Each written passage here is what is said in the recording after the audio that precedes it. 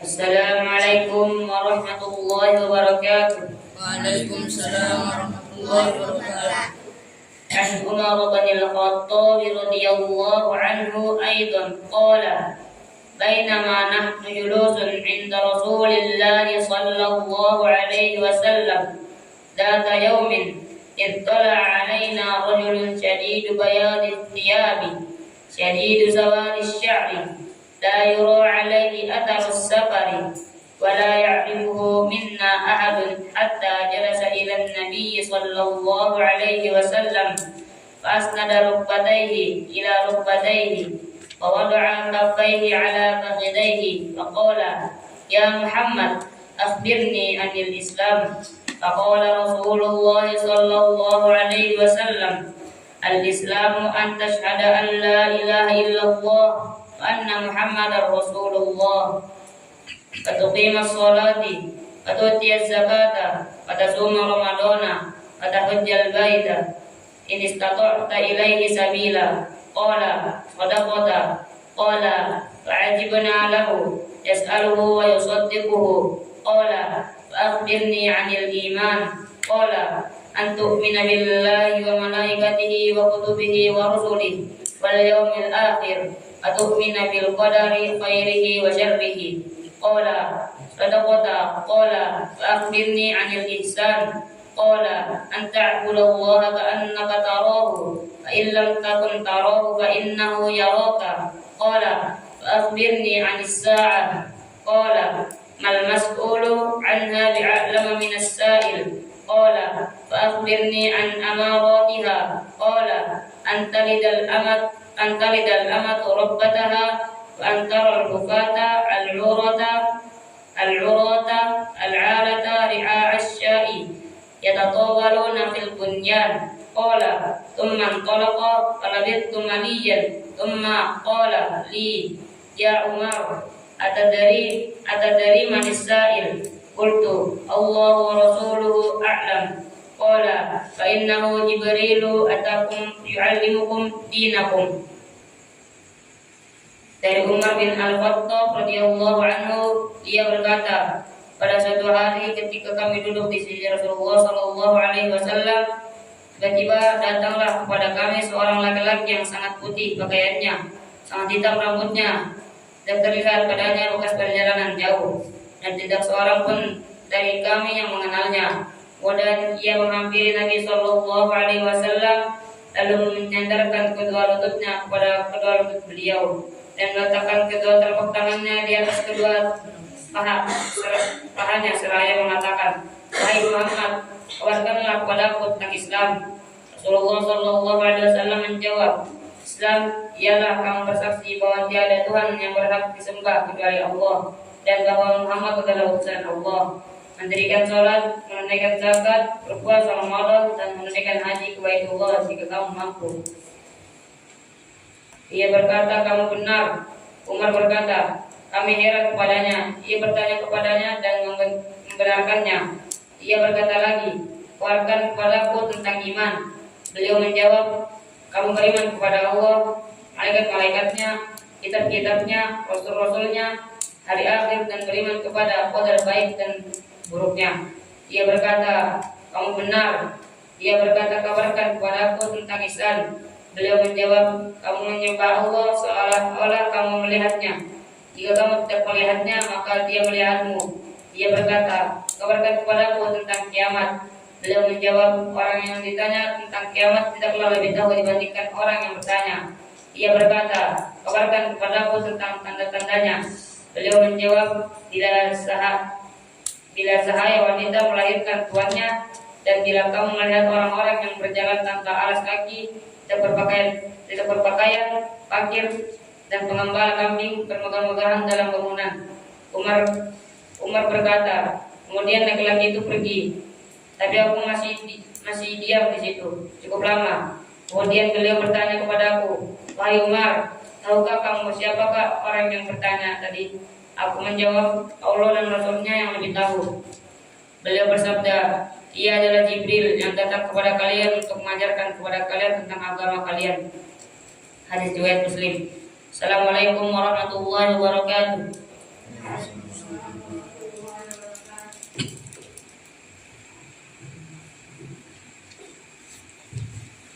Alhamdulillah Rabbil Alamin حمدا كثيرا طيبا مباركا فيه كما يحب ربنا ويرضى وأشهد أن لا إله إلا الله وحده لا شريك له وأشهد أن محمدا عبده ورسوله لا نبي ولا رسول بعده أما بعد Alhamdulillah dengan ikhwan dan akhwat rahimani wa rahimakumullah, telah dibacakan kepada kita hadis kedua dari matan kitab Arba'in An-Nawawiyah, yang mana hadis ini berkaitan erat terkait dengan perkara iman, perkara Islam, dan perkara ihsan.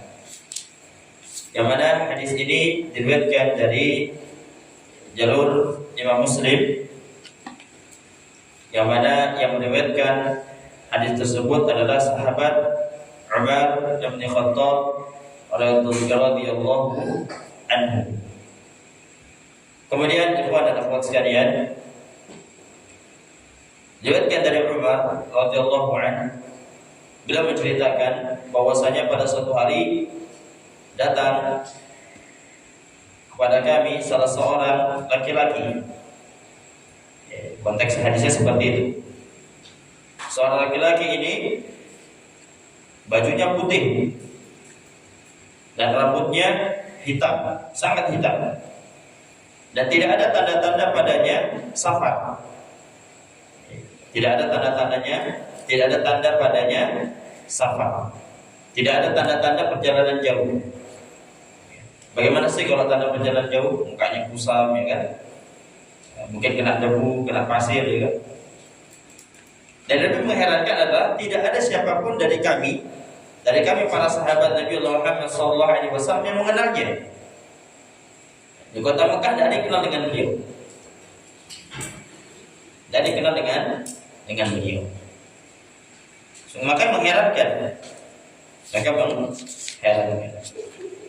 Kemudian yang lebih mengherankan, tiba-tiba dia datang kepada Nabi Muhammad SAW, duduk, kemudian menyandarkan lututnya dengan lutut Nabi. Fasnada rukbatayhi ila rukbatayhi. Kalau ada orang seperti itu di kanan kita, kira-kira gimana? Ya. Paling ditanya, apa? Ya. Apa yang antum ini? Dan sampai di situ ternyata wada'a kafai ala fakhidai. Kemudian dia letakkan telapak tangannya di atas paha Nabi. Antum kalau misalnya datang orang tiba-tiba letak tangan di atas paha antum, marah ada itu? Marah ya? Tapi beda, ini beda ya, beda. Kenapa beda? Kenapa para sahabat tidak marah? Karena Nabi SAW tidak marah. Kecuali Nabi Muhammad SAW marah, ya, berusaha untuk menghindar, barulah di situ para sahabat marah. Makanya para sahabat diam saja melihat, dan Nabi pun mendiamkan. Kemudian tiba-tiba datang kepada Nabi Muhammad SAW, duduk, yang mempertemukan lututnya dengan lutut Nabi dan meletakkan telapak tangannya di atas paha Nabi. Dalam riwayat lain dari jalur An-Nasa'i, dia mengatakan bahwasanya laki-laki tersebut meletakkan tangannya di atas lutut Nabi. Maka yang lebih kuat adalah meletakkan tangan di atas lutut Nabi. Jadi fakhidaini dikuatkan oleh para ulama bahwasanya dimaksud daripada meletakkan tangan di atas paha adalah meletakkan di atas lutut. Siapakah orang itu? Ya, sebagaimana yang disyarah oleh Syekh Ahmad Hasan Muhammad Al-Qadi dalam kitabnya Al-Wajiz Al-Mukhtasar fi Syarh Al-Arba'in An-Nawawiyah, rajulun, kata beliau, ay malakun fi surati rajulin. Laki-laki itu adalah seorang malaikat yang menampakkan diri berbentuk seperti seorang laki-laki. Ya, seorang laki-laki. Kemudian ala fakhidaihi. Ya, ini seperti yang Ustaz sebutkan tadi. Kata beliau ala fakhidaihi Nabi sallallahu alaihi wasallam kama yafhamu min riwayat An-Nasa'i. Jadi maksudnya adalah meletakkan di atas lutut, bukan di atas pahanya. Paha betul, tidak di atas lututnya. Ya, seperti itu. Kemudian apa yang dikatakan oleh laki-laki tersebut, yaitu malaikat tersebut kepada Nabi Muhammad SAW? Qala, dia mengatakan, ya Muhammad, wahai Muhammad, akhbirni 'anil Islam, kabarkan kepada aku tentang Islam. Faqala Rasulullah SAW, maka Rasulullah SAW menjawab, al-Islam, Islam itu adalah an tashhada an la ilaha illallah, engkau bersaksi bahwasanya tiada ilah, tiada sesembahan yang berhak disembah kecuali Allah Subhanahu wa taala, wa anna Muhammadan Rasulullah, dan bahwasanya Muhammad adalah utusan Allah Subhanahu wa taala. Apa makna an tashhada ilaha illallah? Kata Syekh Ahmad Hasan Muhammad Al-Qadi, sebagaimana dijelaskan makna kalimat an tashhada an la ilaha illallah dalam riwayat yang lain dari jalurnya Abu Hurairah, beliau mengatakan an tashhada an la ilaha illallah maknanya an ta'budallaha wa la tusyriku bihi syai'an, engkau menyembah Allah, beribadah kepada Allah dan tidak melakukan kesyirikan, tidak berbuat syirik terhadap sesuatu. Itu maknanya. Adapun wa anna Muhammadar Rasulullah, adapun makna anna Muhammad Rasulullah itu adalah maknanya yajibu 'alal khalqi tasdiquhu wa ta'atuhu fi ma amara bih wal intihau 'amma naha anhu. Maknanya adalah wajib bagi setiap makhluk untuk membenarkan dan taat kepada perintah yang berasal dari Nabi Allah Muhammad SAW. Jadi kalau antum itu syahadat, berarti konsekuensinya apa, ikhwan dan akhwat sekalian? Antum harus membenarkan setiap khabar dan antum harus mentaati setiap perintah yang datangnya dari Nabi Allah Muhammad SAW. Ya, wal intiha amma naha an, dan engkau berhenti mencegah diri antum dari setiap segala sesuatu yang Nabi Allah Muhammad SAW larang. Itu maknanya. Kemudian wa tuqimus sholata, dan engkau menegakkan salat.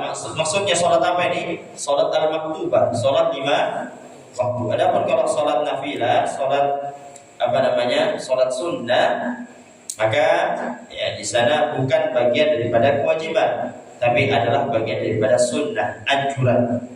Tapi orang yang tidak melaksanakan sholat sunnah bukan berarti sekedar tidak mendapatkan pahala, tapi dia mendapatkan kerugian yang besar. Ya. Nah, jadi makna wutuqim sholata, engkau menegakkan sholat, maknanya adalah sholat al-maktubah, sholat 5 waktu, atau sholat-sholat yang diwajibkan yang lainnya. Ya. Wa tu'tiyaz zakat, dan engkau menunaikan zakat. Ya, zakat fitrah, zakat mal apabila hartanya sampai masuk ke dalam haul, ya. Kemudian wa tasuma Ramadan. Islam itu adalah engkau berpuasa Ramadan. Ramadan berapa hari? 10 hari. 20 hari. Ramadan 20 hari. Ramadan itu antara 29 atau 30 hari. Siapa yang puasanya Ramadan 20 hari? Tidak ada, ya. 29 sampai 30 hari. Wa tahujjal baita in istata'ta ilaihi sabila.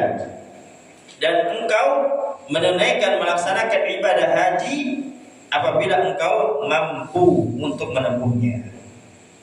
Itulah Islam. Ini maksud dengan Islam.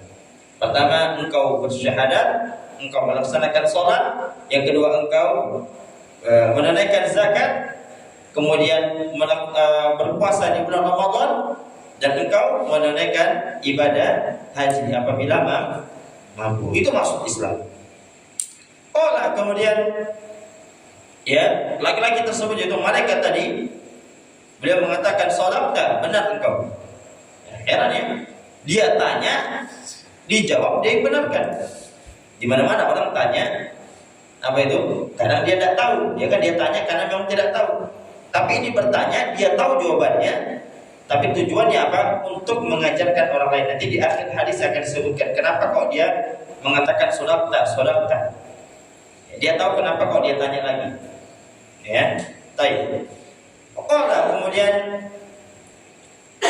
Umar mengatakan, fa'ajibana lahu yas'aluhu wa yusaddiquhu. Kami heran, takjub kami. Dia yang tanya, dia yang membenarkan. Ya, di mana-mana orang bertanya karena dia tidak tahu. Tapi kok ini dia tanya, dijawab, dia yang benarkan. Ya kan? Jadi heran orang. Kemudian laki-laki tadi melanjutkan, fa akhbirni 'anil iman. Ya Muhammad, kabarkan kepada tentang iman. Apa itu iman? Antum tu'mina billahi, engkau beriman kepada Allah, wa malaikati, dan engkau beriman kepada malaikat-malaikat Allah Subhanahu wa taala, wa kutubihi, dan engkau mengimani kitab-kitab Allah. Di sana kitab-kitab Allah ada banyak, Taurat, ada Injil, ada Zabur, dan yang terakhir yang menyempurnakan semua kitab adalah Al-Quran. Ya, kita tidak boleh menafikan ada kitab-kitab sebelum Al-Quran. Kita tetap meyakini adanya, akan tetapi yang menyempurnakan semua kitab itu adalah Al-Quranul Karim. Wa rusulihi, dan kita mengimani para rasul. Ya, yang wajib harus kita imani adalah 25 rasul. Ya, 25 nabi dan rasul. Wal yaumil akhir, dan kita beriman kepada hari akhir, hari kiamat. Ya. Ada enggak hari kiamat itu? Ya, baik. Kalau antum yakin, berarti antum beriman. Wa tu'minu bil qadari khairihi wa syarrihi, dan engkau beriman kepada takdir yang baik maupun takdir yang buruk. Karena sungguhnya hidup ini tidak semua, ya, kita itu ditakdirkan dengan takdir yang baik. Pasti ada masanya kita ditakdirkan dihadapi dengan takdir yang buruk. Maknanya apa? Takdir yang mu'allamah, takdir yang kita tidak suka, ya, yang menyakitkan. Ya, takdir yang buruk contohnya apa? Sakit, misalnya, kan? Ya, hakikat kelihatannya sakit memang, tapi hakikatnya itu bukan buruk sebenarnya, kebaikan. Ya, takdir kematian kan buruk ya kelihatannya. Kemudian takdir kemiskinan, takdir kesulitan, ujian dan musibah yang lainnya, kelihatannya sulit padahal itu baik. Padahal itu baik. Baik. Kemudian ya laki-laki tersebut mengatakan, saudara, engkau benar. Ya, engkau benar. Dibenarkan lagi. Dia tanya, dibenarkan lagi. Kemudian dia bertanya lagi, dia mengatakan kepada Nabi Muhammad SAW, fa akhbirni 'anil ihsan. Kalau begitu, coba kabarkan kepada aku tentang ihsan. Apa kata Nabi? Anta'budallaha ka'annaka tarahu. Engkau beribadah kepada Allah sebagaimana engkau seakan-akan engkau melihat Allah Subhanahu wa taala. Fa illam takun tara, dan jikalau engkau tidak mampu melihat Allah Subhanahu wa taala, fa innahu yarah, maka yakinilah sesungguhnya Allah itu melihatmu. Ini tingkatan tertinggi nih. Tadi yang pertama Islam. Ya, Islam. Kemudian iman dan ihsan. Ihsan ini luar biasa tinggi. Tingkatan yang paling sulit dicapai. Ya, mungkin orang mengaku dirinya Islam. Mungkin sebagian kita mengaku diri kita beriman, tapi tidak semua kita mampu mencapai derajat ihsan. Derajat ihsan itu engkau beribadah seakan-akan engkau melihat Allah, dan jikalau engkau meyakini engkau tidak mampu melihat Allah, engkau yakin bahwa Allah melihatmu. Ini tingkatan tertinggi daripada ya di dalam syariat agama kita. Kemudian setelah itu dia mengatakan lagi, fa akhbirni 'anis sa'ah, kabarkan kepadaku tentang kapan kapan hari kiamat, kapan hari kiamat itu terjadi. Kemudian Nabi SAW menjawab, mal mas'ulu 'anha, tidaklah orang yang ditanya terkait dengan hari kiamat tadi bi'a'lami minas sa'il, lebih mengetahui, lebih pandai, lebih paham daripada orang yang bertanya. Nabi SAW. Kalau memang tidak tahu, maka mengatakan tidak tahu, dan memang Nabi SAW tidak tahu kapan hari kiamat terjadi. Oleh karenanya kemudian laki-laki tersebut melanjutkan, qala fa akhbirni an amaratiha. Kalau begitu kasih tahu kami, beritahukan saya ya tentang tanda-tandanya saja.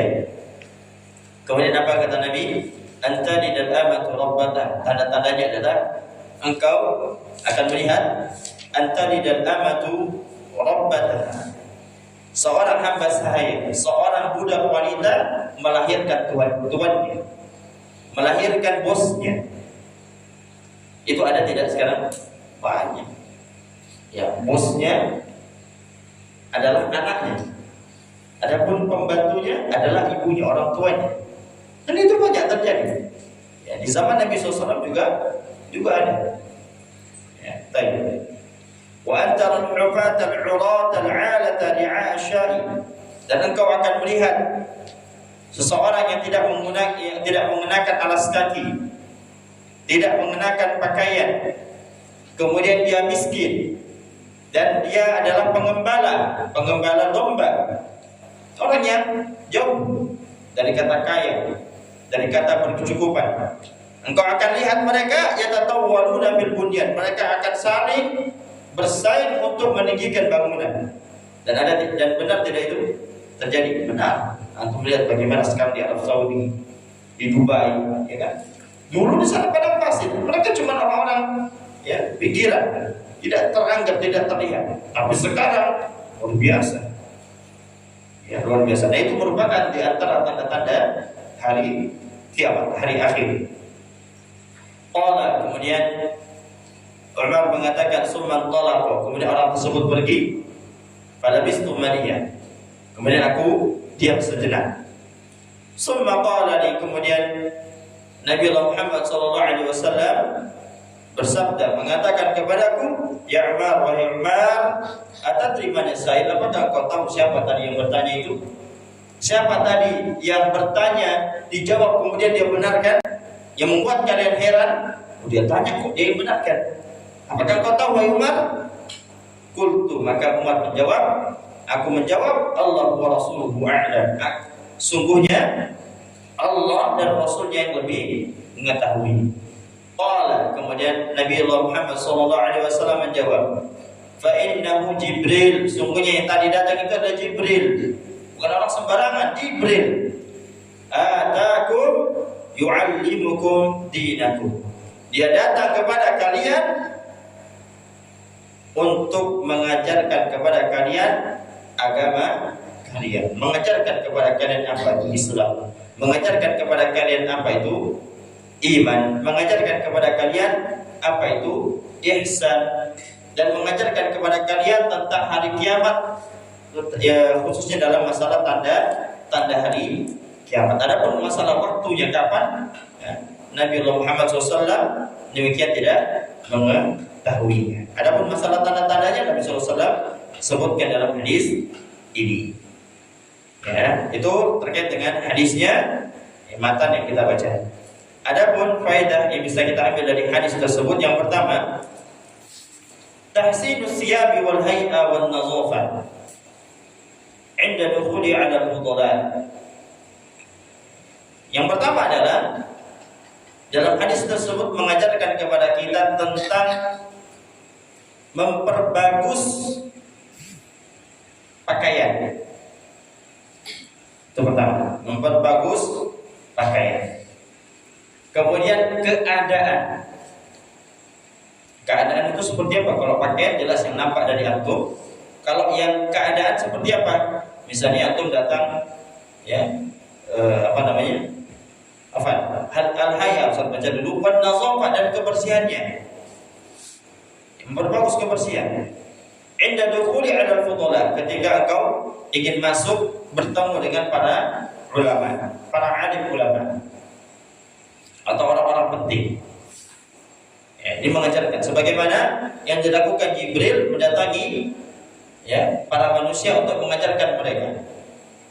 Ya, mengajarkan seorang alim, seorang para guru. Ya, mengajarkan kepada para guru, dan beliau mendatangi mereka dengan keadaan yang baik. Apa tadi? Bajunya putih, rambutnya hitam, tidak ada tanda-tanda safar. Yang dimaksudkan dari hadis tersebut mengajarkan kepada kita, ikhwan, antum kalau ingin belajar atau ingin mengajar misalnya, antum datang dengan pakaian yang baik. Ya. Kemudian keadaan yang baik. Keadaan yang baik maksudnya apa? Datang dalam keadaan segar, bukan dalam keadaan ngantuk-ngantuk. Ya, antum datang belajar ngantuk-ngantuk, ini tidak ada. Ya, tidak ada. Kemudian juga tentang bagaimana para sahabat itu mencontohkan kepada umat, kepada kita semua. Ketika ada orang datang mengajarkan tentang sesuatu ilmu, maka apa yang dilakukan? Diam, mendengarkan, menyimak. Bukan ketika orang datang mengajarkan ilmu atau ngobrol, tidak benar. Para sahabat tidak ngobrol, mereka dengarkan, menyimak. Ya, apa buktinya mereka menyimak? Mereka mengatakan, fa'ajibana, kami kaget, kami heran. Ini menunjukkan mereka perhatikan. Para sahabat heran.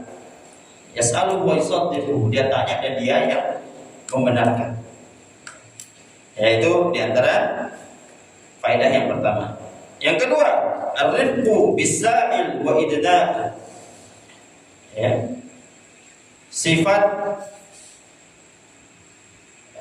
lembut dan sifat merendahkan diri ketika ingin bertanya. Ketika orang yang bertanya itu harus memiliki sifat kelembutan, kebaikan, dan sifat ketawadhuan, merendah diri. Apa tujuannya merendahkan diri? Maksudnya adalah ketika antum bertanya, antum jangan seperti orang yang sok-sokan ingin ngetes orang, tidak boleh. Tidak boleh. Antum tanya, tujuannya apa? Antum ingin mengetahui. Kalaupun antum sudah tahu, maka tujuan yang kedua agar orang bisa mengambil istifadah dari pertanyaan antum, itu tidak masalah. Dan antum datang dalam keadaan lembut, jangan bertanya, Ustaz, anu mau tanya, takut orang menjawabnya, takut salah. Tanya dengan baik, apa Ustaz, anak ingin bertanya, walaupun antum sudah tahu.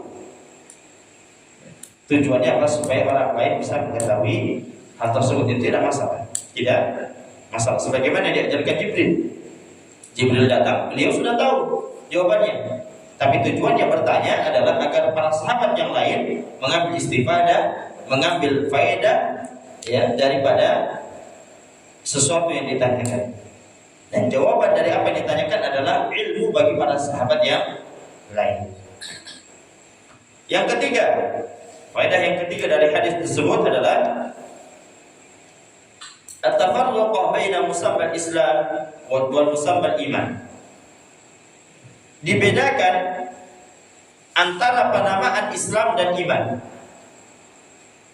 Dibedakan antara penamaan Islam dan iman. Dalam hadis ini. Yang mana penamaan Islam itu untuk amalan-amalan yang zahir.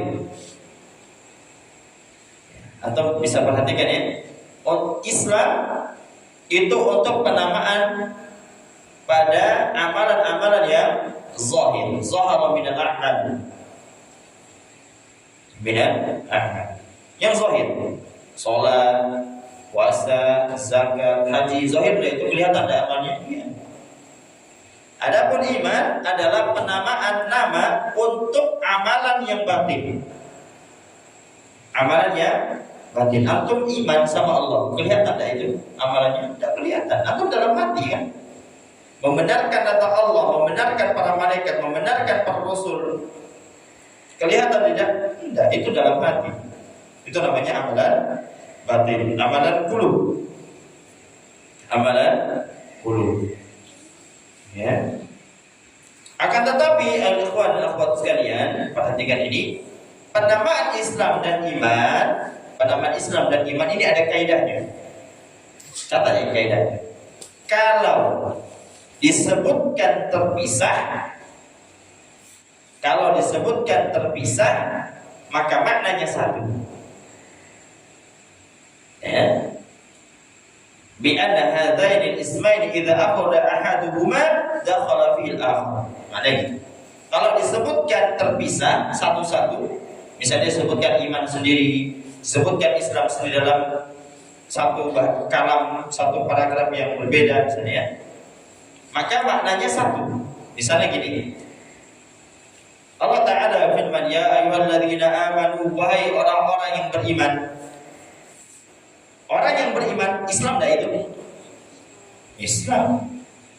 Ya ayyuhal muslimun, wahai orang-orang muslim, beriman tak mereka itu? Beriman. Jadi kalau disebutkan terpisah, maka maknanya sama, satu. Kalau disebutkan Islam berarti iman maksudnya. Kalau disebutkan iman berarti Islam maksudnya. Akan tetapi kalau disebutkan dalam satu kalam yang sama, bertemu seperti ini, seperti disebutkan apa itu Islam, apa itu iman, maka maknanya berbeda. Paham ini? Paham ya? Jadi kalau disebutkan dalam sendiri-sendiri, iman sendiri, Islam sendiri, maka makna iman adalah Islam, makna Islam adalah iman. Tapi kalau dia disebutkan dalam satu kalimat, satu kalimat disebutkan dua-duanya, maka maknanya berbeda. Sebagaimana disebutkan Islam itu apa tadi?